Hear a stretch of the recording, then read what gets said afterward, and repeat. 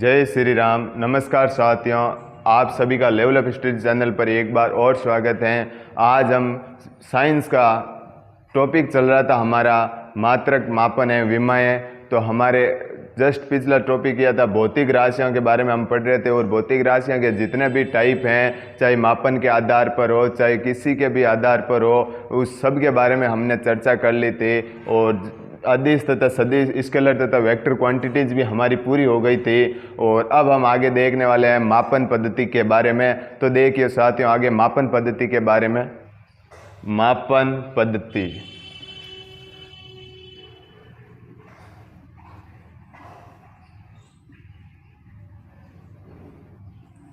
मापन पद्धति सर्वप्रथम वर्ल्ड के अंदर काफ़ी देशों के अंदर, या फिर ऐसे कह सकते हैं लगभग देशों के अंदर अलग अलग मापन पद्धतियां थी। उसके बारे में हम चर्चा करते हैं, जो काफ़ी चर्चा में रही थी। तथा काफ़ी देश अलग अलग, जैसे यूरोप किसको मानता था, और अदर मतलब ये महाद्वीप में जो किस पद्धति को वहाँ पर अपना रहे थे। उसके बाद में चेंजेस करके पूरे वर्ल्ड के अंदर कौन सी पद्धति अब प्रेजेंट टाइम में अपना रखी हैं, उसके बारे में हम देखते हैं मापन पद्धति के बारे में। तो एक पहली पद्धति होती है जिसके बारे में हम चर्चा करते हैं, एफ पी एस, और दूसरी के बारे में हम चर्चा करेंगे CGS, और तीसरी है हमारी MKS। तीन मुख्य पद्धतियों के बारे में हम चर्चा करेंगे। FPS, ये इसे कहते हैं ब्रिटिश पद्धति। कौन सी पद्धति है ये? ब्रिटिश पद्धति।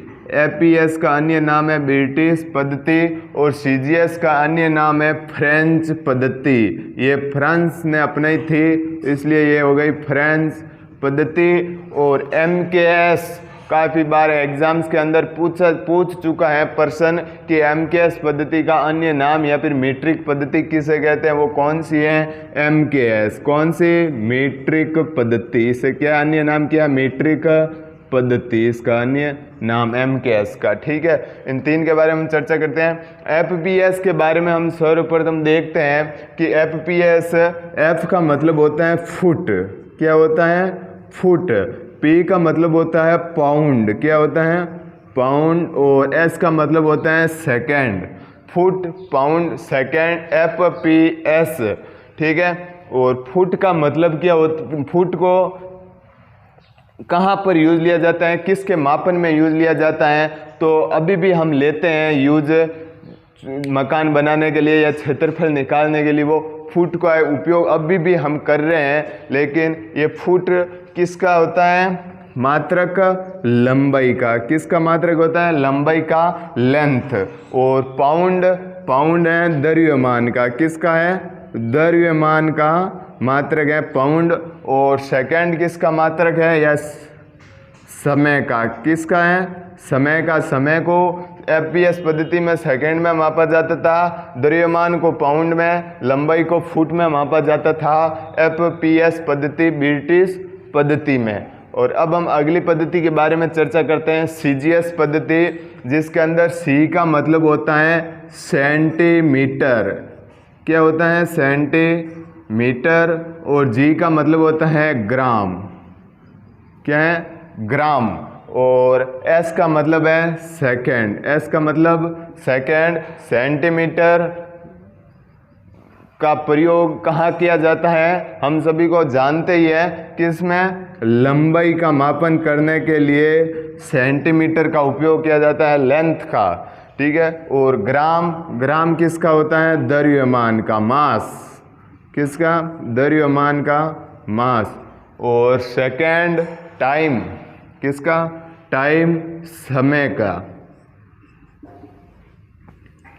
फ्रेंच पद्धति के अंदर समय को सेकंड में मापा जाता था, तथा ब्रिटिश पद्धति के अंदर भी समय को सेकंड में मापा जाता था। लेकिन द्रव्यमान को फ्रेंच पद्धति के अंदर ग्राम में मापा जाता था, और ब्रिटिश पद्धति में द्रव्यमान को पाउंड में मापा जाता था। सेंटीमीटर का मापन के लिए उपयोग में लिया जाता था, लंबाई का मापन के लिए उपयोग लिया जाता था CGS पद्धति में, तथा यहाँ पर लंबाई के मापन के लिए फुट का प्रयोग किया जाता था। किसमें? ब्रिटिश पद्धति में। ठीक है, अब हम MKS पद्धति की बात करते हैं। इन दोनों के बारे में क्या हुआ, लोग काफ़ी कन्फ्यूजन थे कि आधे देश इसको मान्यता दे रहे हैं, ज़्यादा वरीयता दे रहे हैं FBS को, तथा आधे देश CGS को दे रहे हैं। इसलिए पूरे वर्ल्ड में एक पद्धति होनी चाहिए ताकि कोई भी समस्या नहीं हो, सभी जगह सभी वस्तुओं का माप तोल सही किया जाए।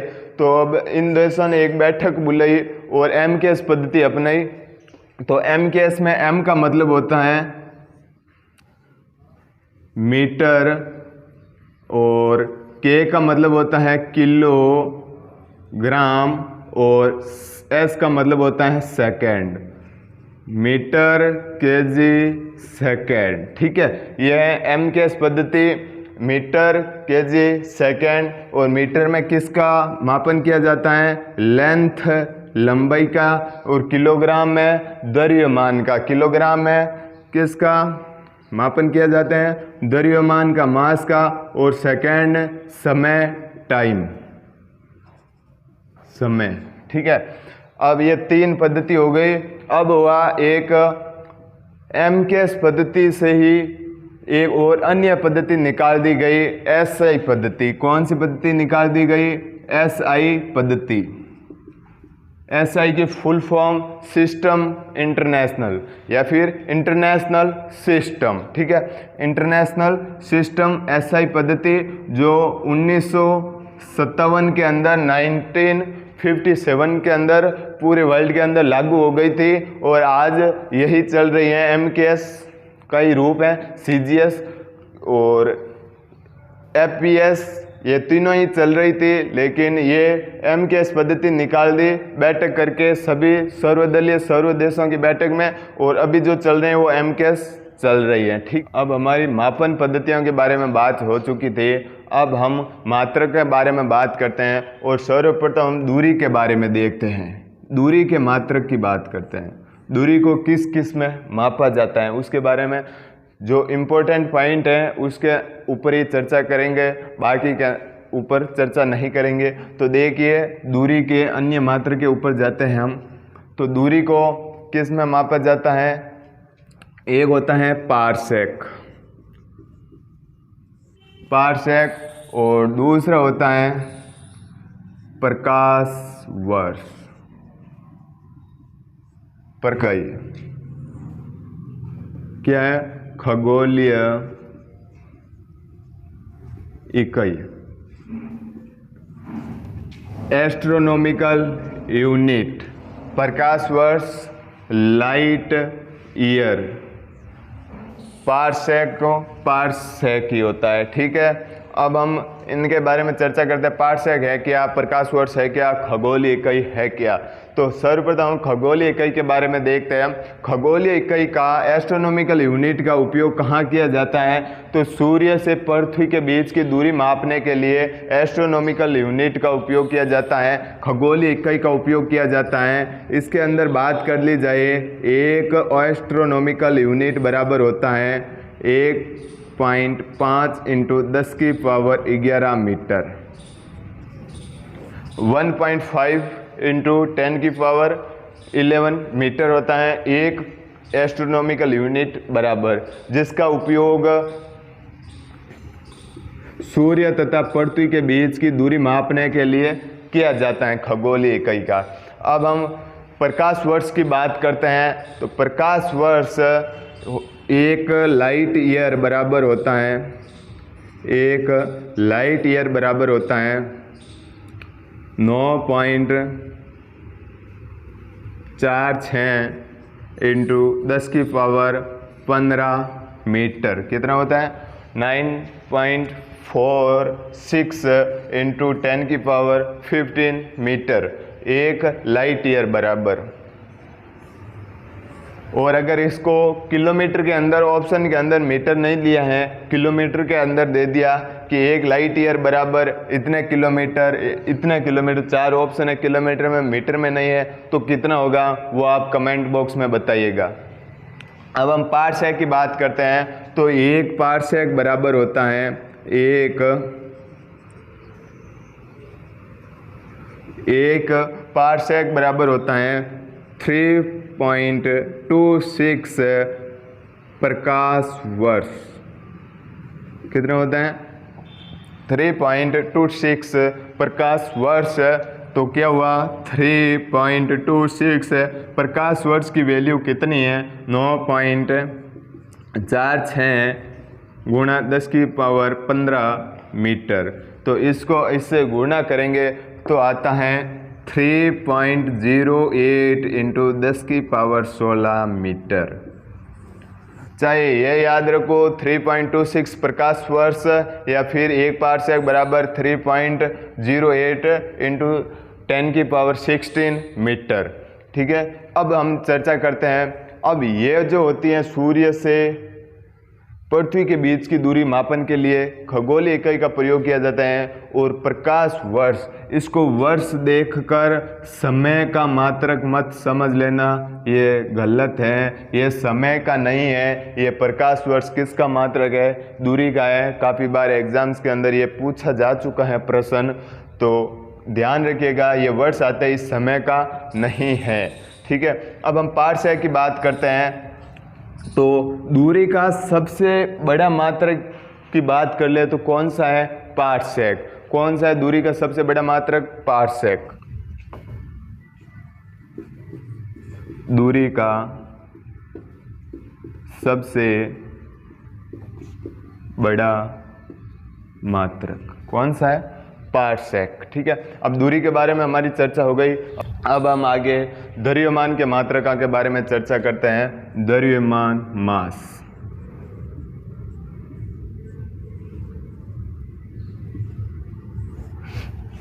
जो मुख्य है मात्रक, उसके बारे में हम चर्चा कर रहे हैं। तो देखिएगा द्रव्यमान एक मात्र होता है चंद्रशेखर, बहुत ही इम्पोर्टेंट है चंद्रशेखर। और दूसरा हम बात करेंगे पाउंड,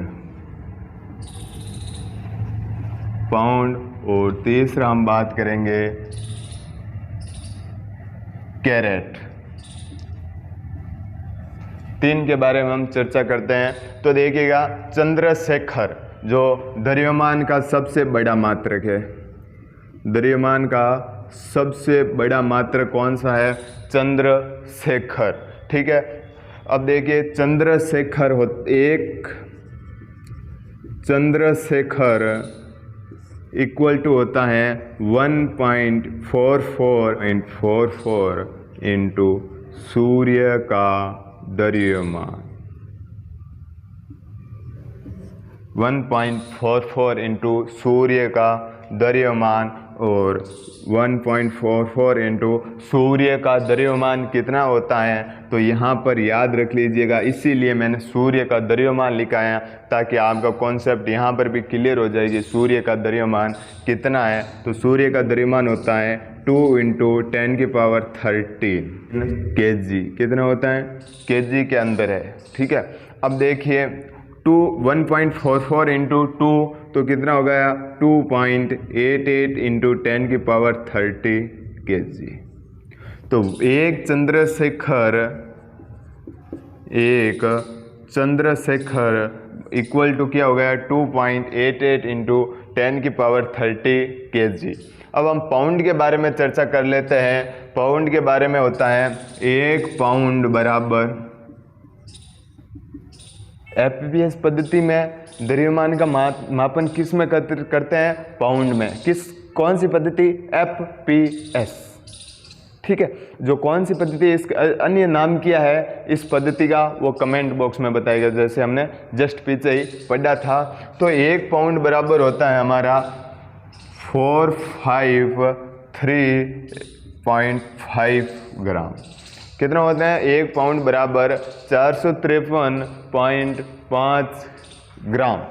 ठीक है, अब हम कैरेट के बारे में बात करते हैं। कैरेट के बारे में बात करते हैं तो 1 कैरेट बराबर होता है 205 मिलीग्राम। 205 मिलीग्राम, अगर इसको ग्राम में कन्वर्ट कर दिया जाए तो होता है 1 कैरेट इक्वल टू 0.2 या फिर 0.2 ग्राम। कितना होता है। अब कैरेट किस लिए काम आता है, हम दैनिक जीवन में सोनार होता है जो सोना का मापन किस में करता है, कैरेट में। और शुद्ध सोना कितना कैरेट होता है, 24 कैरेट। कितना कैरेट का होता है शुद्ध सोना, 24 कैरेट का, 24 कैरेट का शुद्ध सोना होता है।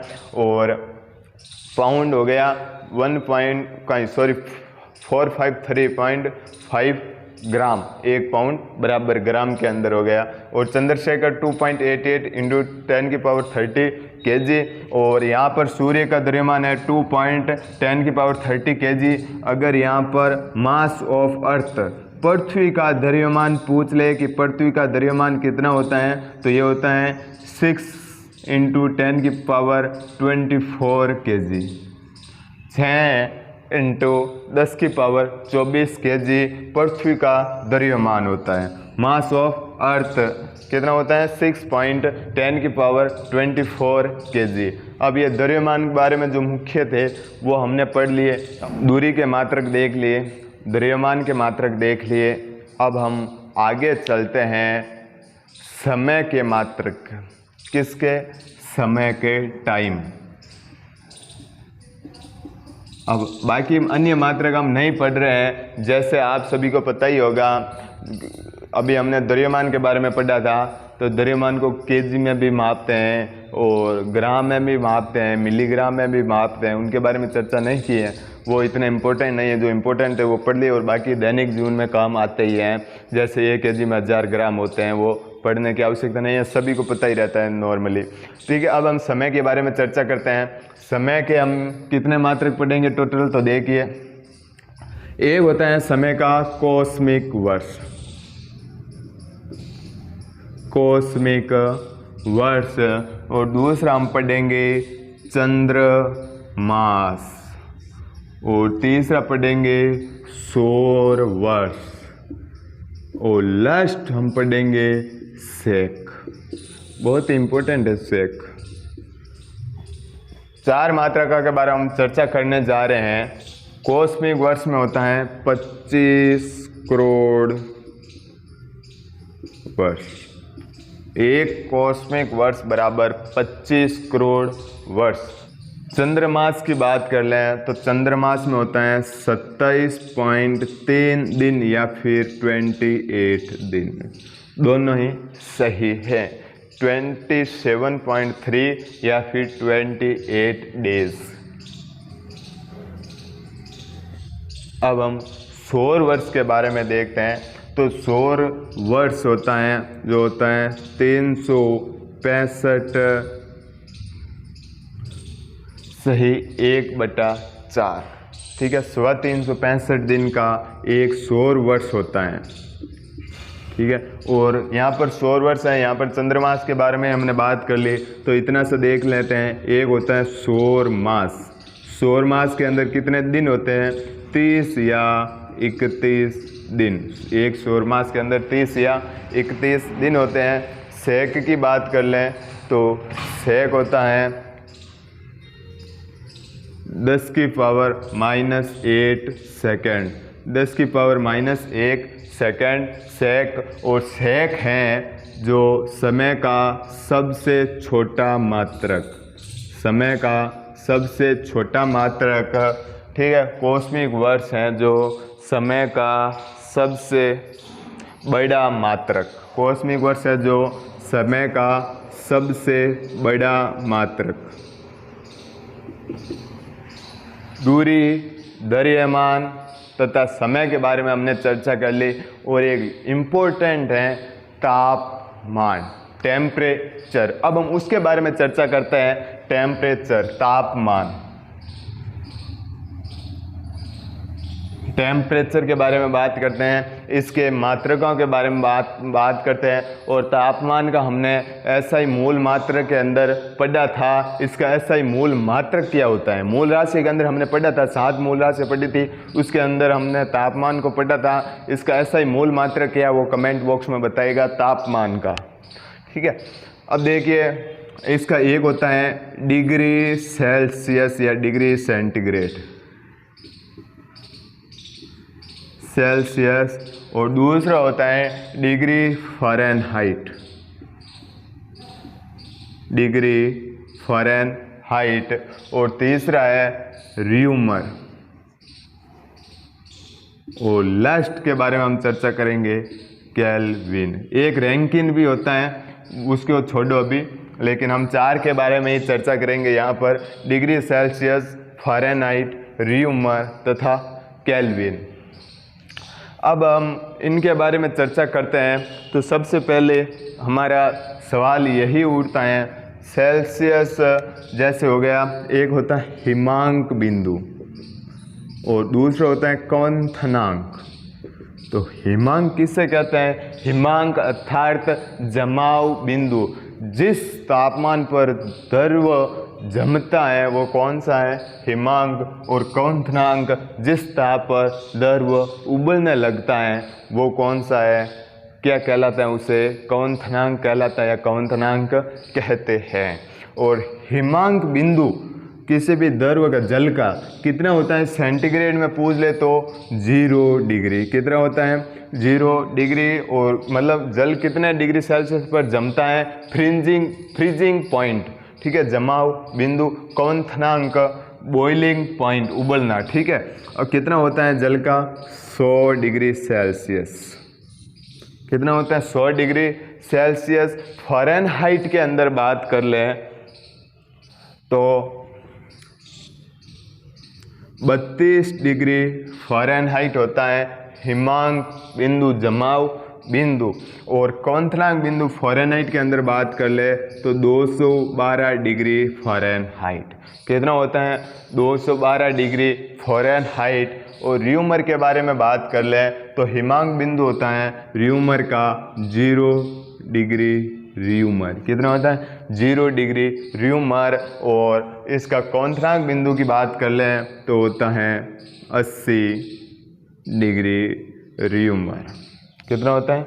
80 डिग्री र्यूमर। अब इधर बात करते हैं हम केल्विन के बारे में। केल्विन होता है तो इसमें, इसके अंदर होता है 273 डिग्री केल्विन। हिमांक बिंदु कितना होता है केल्विन के अंदर? पानी का 273 डिग्री केल्विन। और बॉइलिंग पॉइंट अर्थात क्वथनांक बिंदु कितना होता है? 373 डिग्री केल्विन। कहीं पर यहाँ पर होता है 273.15 और यहाँ पर होता है 373.15, तो उसमें कोई दिक्कत नहीं है, ठीक है।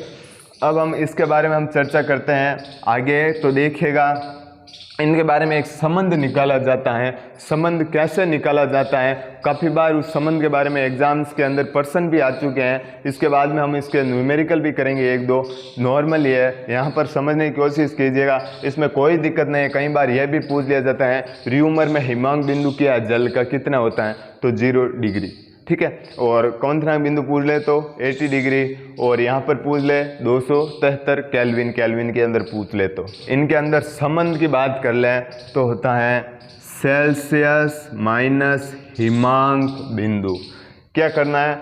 सेल्सियस माइनस हिमांक बिंदु। हिमांक कितना है? 0 डिग्री सेल्सियस, तो C माइनस 0। और इन दोनों के हिमांक तथा क्वथनांक के बीच का अंतर कितना है? 100 का। कितना का है?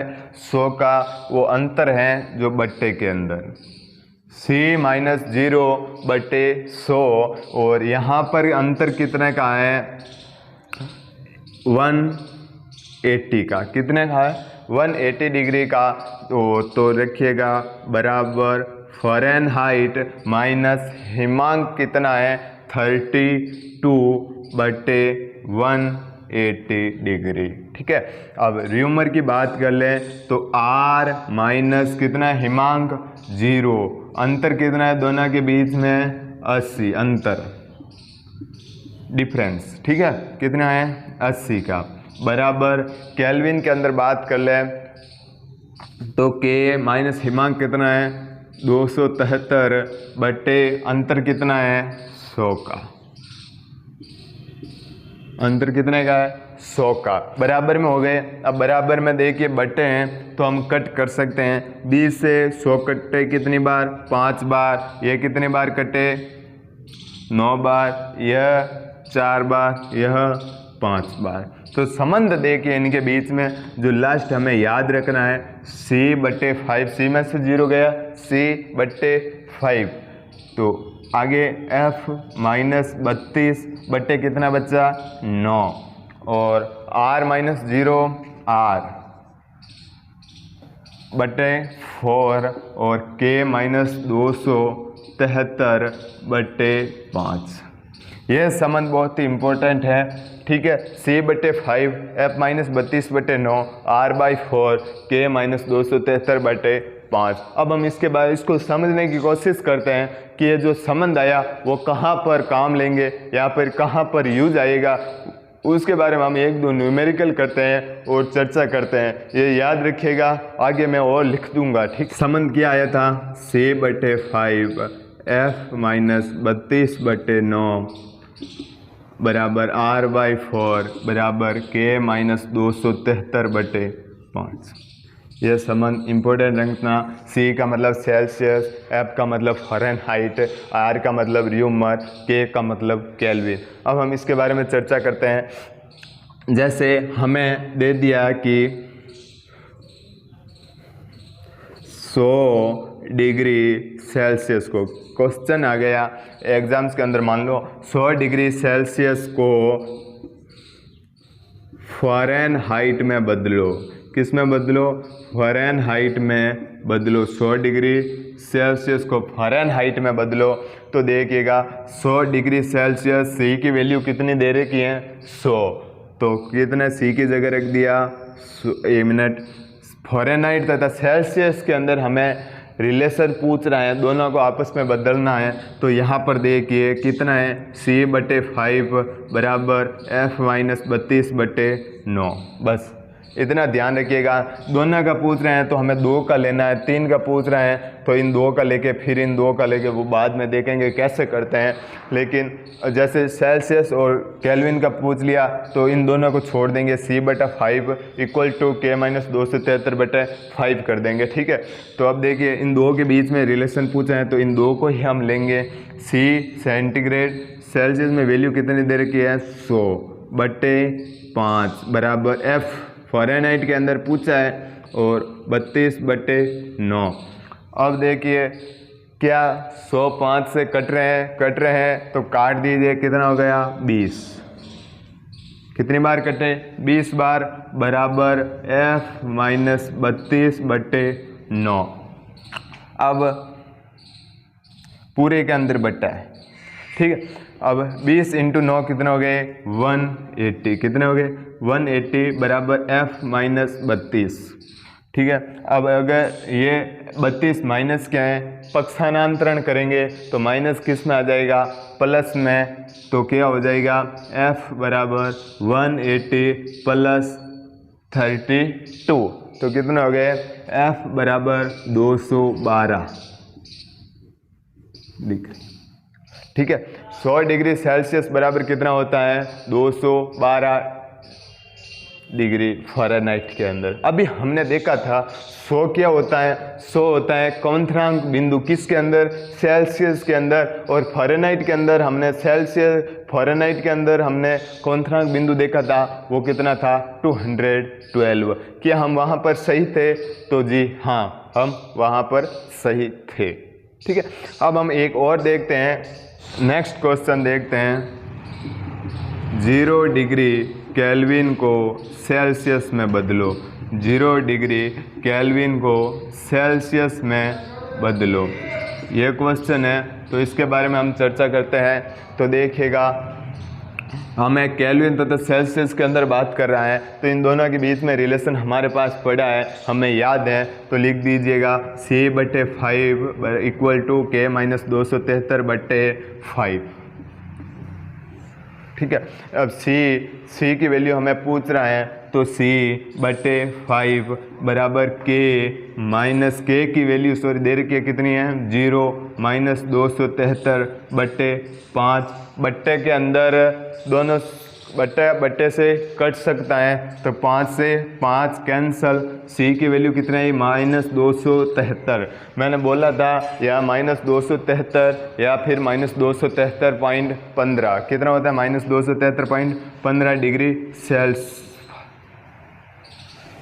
जी हाँ, सेल्सियस की वैल्यू कितनी आ गई, -273 डिग्री। अब हम इम्पोर्टेंट पॉइंट याद रखिएगा, परम शून्य ताप। परम शून्य ताप कितना होता है, केल्विन के अंदर पूछ ले, परम शून्य ताप तो होता है 0 डिग्री केल्विन। कितना होता है, 0 डिग्री केल्विन। केल्विन के अंदर परम शून्य ताप कहते किसे हैं, परम शून्य ताप, जिससे नीचे कोई ताप संभव ही नहीं है। ठीक है, निम्नतम ताप क्या है, परम शून्य ताप। और सेल्सियस के अंदर पूछ ले तो कितना होता है, -273.15 या फिर -273 डिग्री सेल्सियस। ठीक है, ये दोनों ही हैं, ये इम्पोर्टेंट है, काफ़ी बार एग्जाम्स के अंदर पूछा है। और सेल्सियस को फ़ारेनहाइट में, फ़ारेनहाइट को सेल्सियस में कैसे बदलते हैं। और मेरा एक क्वेश्चन है जो आप कमेंट बॉक्स में जवाब देंगे, हमारा शरीर का तापमान सेल्सियस में कितना होता है और उस सेल्सियस को आपको फ़ारेनहाइट में बदलना है, कितने डिग्री फ़ारेनहाइट आता है। अब और कमेंट बॉक्स में जवाब दीजिएगा, आपको उसका रिप्लाई अवश्य दिया जाएगा। तो देखिए साथियों, हमारे आज मापन के बारे में जो मुख्य मापन पद्धतियां थी उनके बारे में हम चर्चा कर ली, और कुछ और हैं जो 4-5 पॉइंट हैं वो अब आपको बता दूं लास्ट में, तो वो के बारे में हम चर्चा करते हैं। इंपॉर्टेंट पॉइंट है, काफ़ी बार एग्जाम्स के अंदर पूछे जा चुके हैं, गिने चुने प्रश्न है, वो देखिएगा। अब एक होते हैं कोशिका की त्रिज्या। कोशिका क्या है, हम जल्दी पढ़ने वाले हैं बायोलॉजी के अंदर। कोशिका की त्रिज्या, कोशिका की त्रिज्या का मापन किस में करते हैं, माइक्रोन में। किस में करते हैं, माइक्रोन के अंदर कोशिका की त्रिज्या का मापन किया जाता है। और 1 माइक्रोन बराबर कितने होते हैं, 10⁻⁻⁶ मीटर। 1 माइक्रोन इक्वल टू कितना होता है, 10⁻⁻⁶ मीटर। 10⁻⁻⁶ मीटर। और दूसरा है अणु की त्रिज्या। अणु भी क्या है, वो भी हम रसायन विज्ञान में पढ़ेंगे, क्या है अणु। अणु की त्रिज्या, और इसके इक्वल में होता है परमाणु की त्रिज्या। परमाणु की त्रिज्या, और इसी के साथ में नाभिक की त्रिज्या। तीनों के बारे में देखिए, अणु, परमाणु तथा नाभिक की त्रिज्या। अणु की त्रिज्या का मापन नैनोमीटर में किया जाता है। किस में किया जाता है, अणु की त्रिज्या का मापन नैनोमीटर में। परमाणु की त्रिज्या का मापन किया जाता है एंगस्ट्रॉम में, जिसे ऐसे डिनोट किया जाता है, ए नॉट। ठीक है, और नाभिक की त्रिज्या का मापन किस में किया जाता है, फर्मी में किया जाता है। और 1 फर्मी इक्वल टू कितना होता है, 1 फर्मी इक्वल टू 10⁻⁻15 मीटर। कितना होता है, 10⁻⁻15 मीटर 1 फर्मी इक्वल टू। और 1 नैनोमीटर इक्वल टू कितना होता है, 10⁻⁹ मीटर। ठीक है, और 1 एंगस्ट्रॉम बराबर कितना होता है, 10⁻⁻10 मीटर। ये याद रखिएगा, जो 3-4 पॉइंट हैं। ठीक है, अब हम लास्ट बात कर लेते हैं। एक होता है समुद्र की गहराई।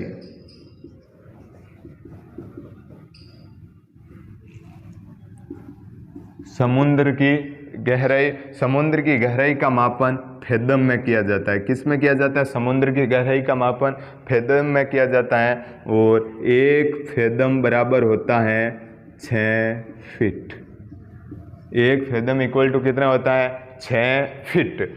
ठीक है, समुद्र की गहराई का मापन फेदम में किया जाता है। नाभिक की त्रिज्या का मापन फर्मी में किया जाता है। परमाणु की त्रिज्या का मापन एंगस्ट्रॉम में। अणु की त्रिज्या का नैनोमीटर में। कोशिका की त्रिज्या का माइक्रोन में किया जाता है। पानी के अंदर जहाज़ों द्वारा चली गई दूरी। पानी में जहाज़ों द्वारा चली गई दूरी। किस में मापते हैं? नॉटिकल मील में। किस में मापते हैं? नॉटिकल मील के अंदर इसका मापन किया जाता है। और एक नॉटिकल मील बराबर होता है, एक नॉटिकल मील इक्वल टू होता है 1852 मीटर। ठीक है, जो इम्पोर्टेंट तथ्य थे, जो इम्पोर्टेंट कुछ काफ़ी बार एग्जाम्स के अंदर पूछे जा चुके हैं, बाकी के बारे में हमने चर्चा कर ली, और ये जो पीछे बचे हैं उनके बारे में हमने ये आपको बता दिया है। अब हम आगे लास्ट बचा है हमारे मात्रक मापन है विमा के अंदर। विमा टॉपिक है वो हम 10 की घातें। कौन सा टॉपिक रह गया पीछे? 10 की घातें। अगली हेडिंग लगाएगा 10 की घातें। कौन सी? 10 की घातें। 10 की घातें के बारे में हम चर्चा करते हैं। तो देखिएगा, exa, peta, tera, giga, mega, kilo, hecto, deca. Exa, peta, tera, giga, mega, kilo, hecto, deca. और वापस देखिएगा इधर, deci, centi, milli, micro, nano, pico, femto, atto. Deci, centi, milli, micro, nano, pico, femto, atto, exa, peta, tera, giga, mega, kilo, hecto, deca. Exa के अब इधर देखिए, डेका 10 की power 1। कितना होता है डेका? 10 की पावर 1। हेक्टा के अंदर होता है 10 की पावर 2। किलो के अंदर आप सभी को पता है कितना होता है? 10 की पावर 3। डेका, हेक्टो, किलो 1 2 3 10 की पावर में। अब हम मेगा की तरफ बढ़ते हैं तो देखिएगा, 3 में 3 जोड़ दीजिएगा, कितने हुए? 6। गीगा में और 3 जोड़ दीजिए, 6 के अंदर कितने हुए? 9। टेरा के अंदर 3 और जोड़ दीजिएगा, कितने हुए? 9 3 12। और पेटा के अंदर 15, एक्सा के अंदर 18। 3 तक जाते हैं, 1 2 3, उसके बाद में 3 3 काउंट करते जाना है घातों के अंदर, वो इसकी वैल्यू होगी। ठीक है, अब डेसी के अंदर बात करते हैं। डेसी की वैल्यू होती है 10 की पावर -1, सेंटी होते हैं 10 की पावर -2, मिली होते हैं 10 की पावर -3। सेम ही प्रोसेस है, 3 होते हैं शुरुआती, उसके अंदर हमें 1 2 3, 10 की पावर 1, 10 की पावर 2, 10 की पावर 3। और माइक्रो के अंदर 3 के अंदर -3 के अंदर और -3 जोड़ दीजिएगा, कितना होगा? -6। और नैनो होता है 3 जोड़ दीजिएगा, -9। पिको होता है -12। और पेंटो -15, फेंटो सॉरी, और एक्टो -18। ठीक है, ये है 10 की घातें। अब हम इसके बारे में भी चर्चा करेंगे कि अगर एग्जाम्स के अंदर प्रश्न पूछ लिया, डेसी को नैनो में बदलो, एक्टो को पेटा में बदलो, किलो को डेका में बदलो, ऐसे प्रश्न आते हैं, इसके बारे में हम चर्चा करते हैं, किसको किस में कन्वर्ट किया जाता है और कैसे कन्वर्ट किया जाता है। तो साथ बने रहिएगा। प्रश्न देखते हैं आगे, तो कन्वर्ट करना सीखते हैं। तो देखिएगा, क्वेश्चन है, पिकोग्राम को नैनोग्राम में बदलो। पिकोग्राम को नैनोग्राम में बदलो। तो कैसे बदलते हैं वो देखिएगा। पिकोग्राम को नैनोग्राम में बदलो, ये ऐसे प्रश्न आते हैं। तो एक ही बात याद रखना है, फॉर्मूला, जिसको बदलना है, जिसको बदलना है बटे जिस में बदलना है, जिस में बदलना है। ये फॉर्मूला याद रखिएगा 10 की घाताओं को कन्वर्ट करने के लिए एक दूसरे में जिसको बटा जिस में बदलना है। जिसको किसको बदलना है? पिकोग्राम को। किसको बदलना है? पिकोग्राम को।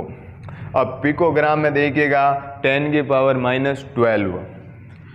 पिकोग्राम कितना होता है? 10 की पावर -12।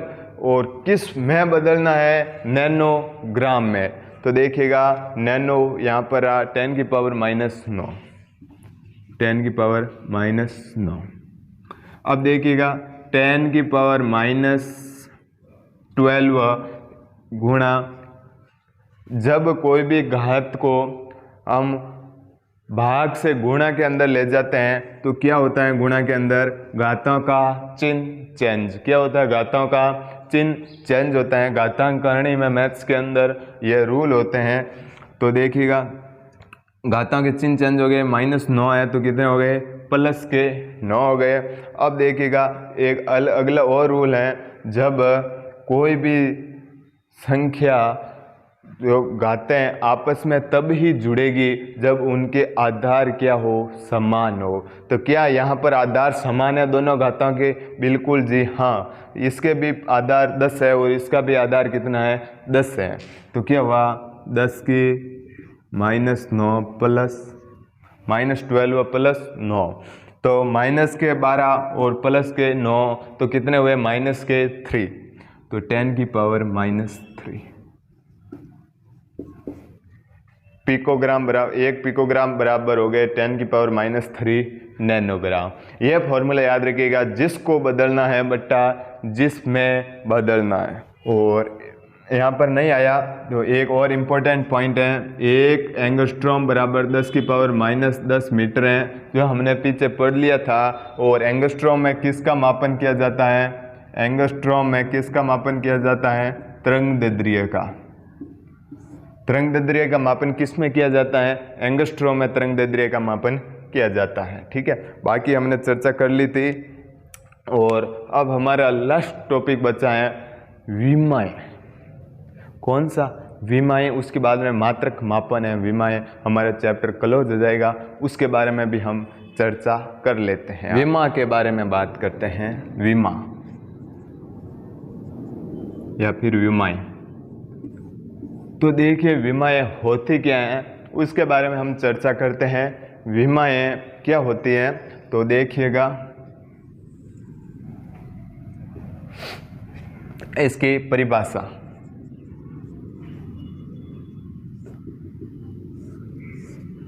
परिभाषा है किसी भी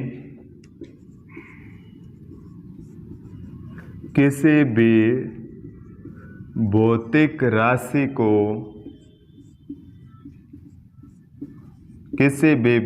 राशि को मूल राशियों के घातों के रूप में लिखना।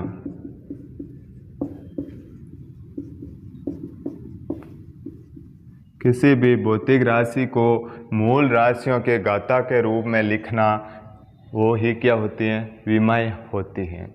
ठीक है, मूल राशियाँ हमने कितनी पढ़ी थी? मूल राशियाँ टोटल 7 पढ़ी थी। कितनी पढ़ी थी? 7। और 7 मूल राशियों के साथ मूल मात्रक भी पढ़े थे। व्युत्पन्न राशियाँ अनंत होती है और पूरक राशियाँ 2 होती हैं, वो भी हमने चर्चा कर ली थी। तो अब हम देखिए विमाएं किसे कहते हैं? किसी भी भौतिक राशि को मूल राशियों के घातों के रूप में लिखना क्या है? विमाएं है। और अब हम विमा लिखेंगे तो 3 ही मूल राशियाँ हमें ज़्यादा इम्पोर्टेंस रखती हैं या फिर ज़्यादा याद रखना है हमें। 3 कौन कौन सी हैं? पहली होती है मास, और दूसरी है लेंथ लंबाई, और तीसरी है टाइम।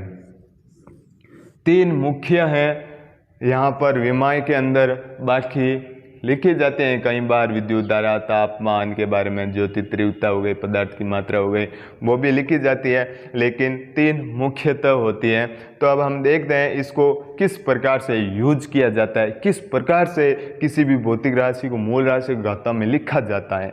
तो देखिए सर्वप्रथम हम लेते हैं दूरी। दूरी भी क्या है? एक भौतिक राशि है। तो दूरी का मात्रक क्या होता है? मीटर। दूरी का मात्रक क्या होता है? मीटर। तो अब देखिएगा दूरी मीटर में, तो यहाँ पर हमें मुख्यतः 3 राशियों के बारे में बात करनी है, मूल राशियों की। पहली है m, दूसरी है l, तीसरी है t। दूरी का मात्रक है मीटर, मीटर, और m किसको प्रदर्शित करता है? मास को, न कि मीटर को। मास, यहाँ पर मास का मास द्रव्यमान का कोई भी मात्रक है नहीं है, तो क्या है? 0। l यानी लेंथ, लेंथ मीटर कितनी बार है? 1 बार, तो l 1। और t समय, समय यहाँ पर कहीं पर दिख रहा है, समय का मात्रक सेकंड, सेकंड नहीं है, तो क्या हुआ? 0। ये इसकी क्या हो गई? विमा, या फिर ऐसे L1, ये इसकी क्या हो गई? विमा। ठीक है, अब हम आगे देखते हैं चाल। अगला देखते हैं चाल। चाल का मात्रक होता है मीटर प्रति सेकंड।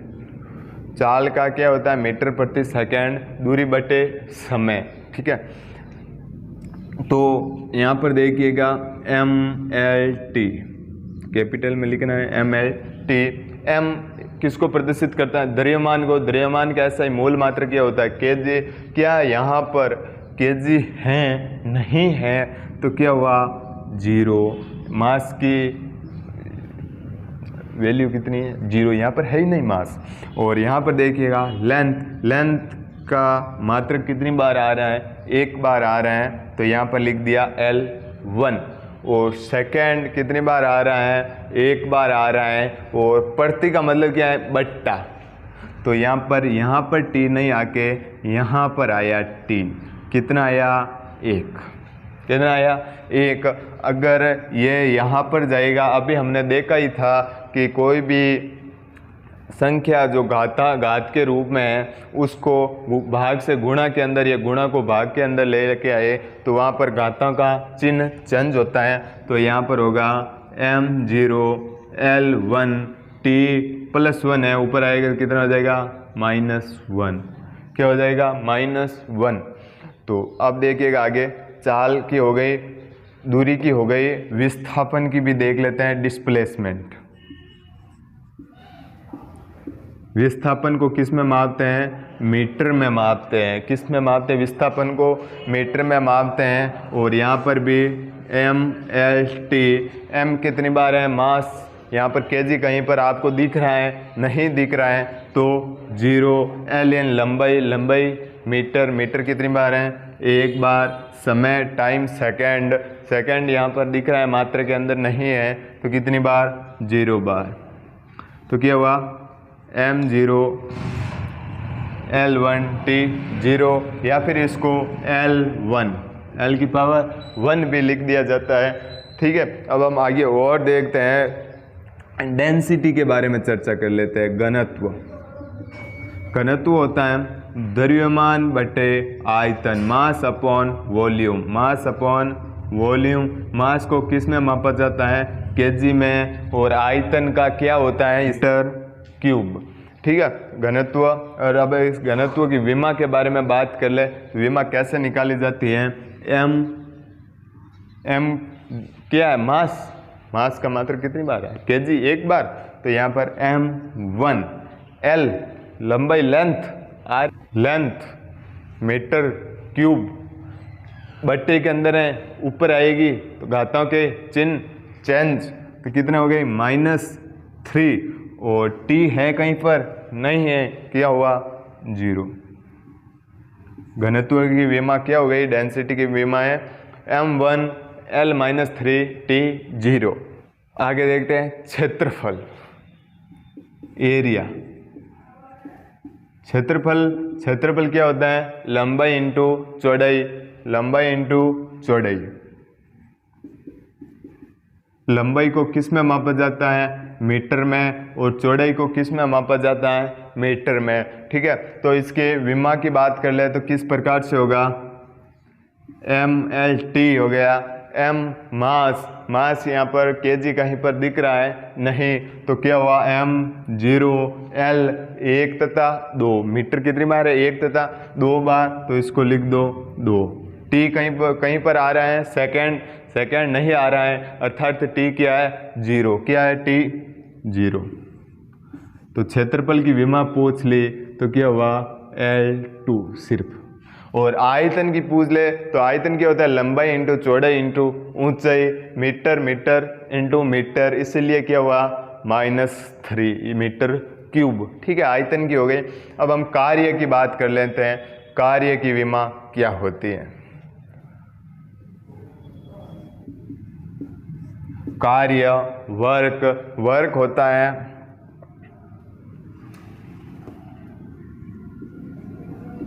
बल इंटू विस्थापन, बल इंटू विस्थापन। बल F बराबर क्या होता है, ma। एक बार साफ कर देते हैं, फिर देखते हैं, इधर ही देख लेते हैं कार्य को। बल F बराबर क्या होता है, ma। ठीक है, तो यहाँ पर F बराबर अर्थात कार्य बराबर ma लिख सकते हैं। और विस्थापन का क्या मात्रक होता है, मीटर में। क्या मात्रक होता है, विस्थापन को किस में मापा जाता है, मीटर के अंदर। ठीक है, अब यहाँ पर F बराबर ma होता है, m मतलब केजी और a यानी त्वरण, a मतलब त्वरण। a का व्युत्पन्न राशि के अंदर हमने त्वरण की चर्चा की थी और इसका मात्रक क्या आया था, मीटर प्रति सेकंड स्क्वायर इंटू मीटर। ठीक है, तो विमा की बात कर लेते हैं, MLT। यहाँ पर m द्रव्यमान का मात्रक आ रहा है, कई बार आ रहा है, कितनी बार आ रहा है, एक बार आ रहा है, तो लिख दीजिएगा 1। L लंबाई का, यहाँ पर मीटर, यहाँ पर मीटर, कितनी बार हो गई, 2 बार हो गए, तो L2। और T यहाँ पर कितना है, बट्टे डिवाइड में है, तो ऊपर आएगा तो घाता के चिन्ह चेंज, यहाँ पर +2 है, ऊपर आएगा तो -2। ये हो गए बल कार्य की विमा। ठीक है, इसी प्रकार से हम कोई भी भौतिक राशि हो, उन भौतिक राशियों को मूल राशियों के घातांक के रूप में लिख सकते हैं। यहाँ पर देखिएगा, हमने कार्य को बल इंटू विस्थापन हो गया, फिर उसको कन्वर्ट कर दिया, बल बराबर होता है F बराबर m। इस प्रकार से थोड़ी सी डिफिकल्टी होती है, लेकिन कुछ ज़्यादा नहीं है, इतना ही होता है हमारे जनरल साइंस के अंदर। और जैसे जैसे हमारा आगे टॉपिक चलेगा, टॉपिक्स के अंदर जैसे भी आगे कोई प्रश्न आएगा, जैसे हम कार्य, शक्ति, ऊर्जा पढ़ेंगे, तो शक्ति की और देखेंगे हम विमा क्या होती है, कैसे निकाली जाती है। जैसे जैसे हमारी फिजिक्स आगे चलेगी, सभी कौन कौन सी मूल राशियाँ हैं, कौन सी भौतिक राशियाँ हैं, सब प्रकार की हम चर्चा करेंगे, जितनी भी भौतिक राशियाँ हैं उसके बारे में। और साथ में विमा के बारे में भी हमने आगे चर्चा कर ली है पहले भी, और आगे और करते जाएंगे। इसके लिए साथियों साथ बने रहिएगा। जय हिंद, धन्यवाद।